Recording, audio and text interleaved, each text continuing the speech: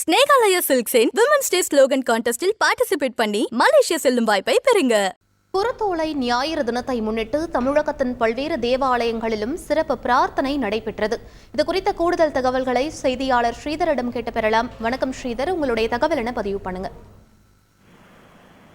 இயேசு கிறிஸ்து 40 நாட்கள் உபவாசம் இருந்ததை நினைவு கூறும் வகையில் உலகம் முழுவதிலும் உள்ள கிறிஸ்தவர்கள் இந்த ஆண்டுதோறும் 40 நாட்கள் தவக்காலம் கடைபிடித்து வருகின்றனர். அதன்படி பார்த்தோம்னா இந்த ஆண்டு தவக்காலம் கடந்த பிப்ரவரி மாதம் 14ஆம் தேதி சாம்பல் புதன் அன்று துவங்கியது. அதனைத் தொடர்ந்து குருத்தோலை ஞாயிறையொட்டி இன்றைக்கு நாகை மாவட்டம் உலக புகழ்பெற்ற வேளாங்கண்ணி புனித ஆரோக்கிய மாதா பேராலயத்தில் குருத்தோலை ஞாயிறு வெகு விமர்சையாக கொண்டாடப்பட்டது. பேராலய அதிபர் இருதயராஜ், அதே போல பங்கு தந்தை அற்புதராஜ் தலைமையில் நடைபெற்ற சிறப்பு திருப்பலியில் பங்கு தந்தைகள், கன்னியாஸ்திரிகள் மற்றும் ஆயிரக்கணக்கான பக்தர்கள் பங்கேற்றனர். தொடர்ந்து நடைபெற்ற குருத்தோலை பவனியில் திரளான பக்தர்கள் கலந்து கொண்டு இந்த குருத்தோலைகளை கைகளில் ஏந்தியவாறு ஓசன்னா கீர்த்தனைகளை பாடியவாறு பவனியாக சென்றனர்.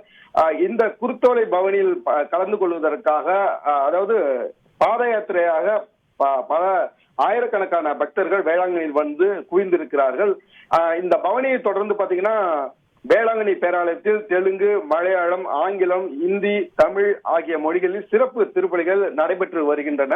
இதுல பாத்தீங்கன்னா திரளான கிறிஸ்தவர்கள் பங்கேற்று மன உருக பிரார்த்தனை செய்து வருகின்றனர். இன்றைக்கு குருத்தோலை ஞாயிறை ஒற்றி தமிழகத்தில் உள்ள அதாவது பிரசித்தி பெற்ற தேவாலயங்களில் வந்து சிறப்பு பிரார்த்தனை நடைபெற்று வருகிறது. குறிப்பாக ராம்நாடு, திருச்சி, கன்னியாகுமரி, தூத்துக்குடி உள்ளிட்ட பல இடங்களிலும் இன்றைக்கு கிறிஸ்தவர்கள் இந்த குருத்தோலை ஞாயிறை தற்போது அந்த தேவாலயங்களிலும் பேராலயத்திலும் கொண்டாடி வருகின்றனர்.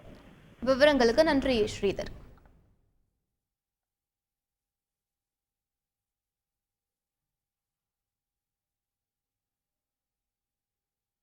கப்பலா மலேசியா போக ரெடியா? அப்போ ஸ்னேகாலயா சில்க்ஸ்ல மார்ச் 8 முதல் 31 வரை உங்களுக்கு விருப்பமான சாரியை பர்ச்சேஸ் பண்ணி விமன்ஸ் டே ஸ்லோகன் கான்டெஸ்ட்ல பார்ட்டிசிபேட் பண்ணி வின் பண்ணுங்க. Snehalaya first, Malaysia next.